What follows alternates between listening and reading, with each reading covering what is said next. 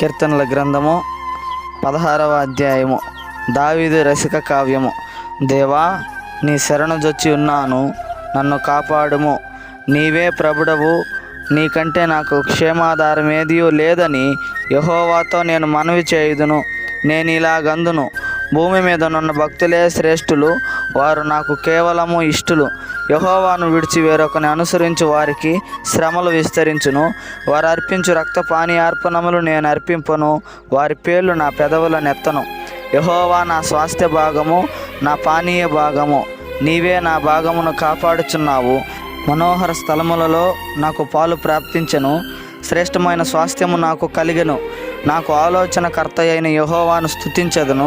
రాత్రి గడియలలో నా అంతరింద్రియము నాకు బోధించుచున్నది. సదాకాలము యెహోవా యందు నా గురి నిలుపుచున్నాను.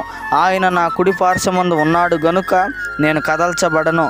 అందువలన నా హృదయము సంతోషించుచున్నది, నా ఆత్మ హర్షించుచున్నది, నా శరీరము కూడా సురక్షితముగా నివసించుచున్నది. ఎందుకనగా నీవు నా ఆత్మను పాతాళంలో విడిచిపెట్టవు, నీ పరిశుద్ధుని కుళ్ళు పట్టనీయవు.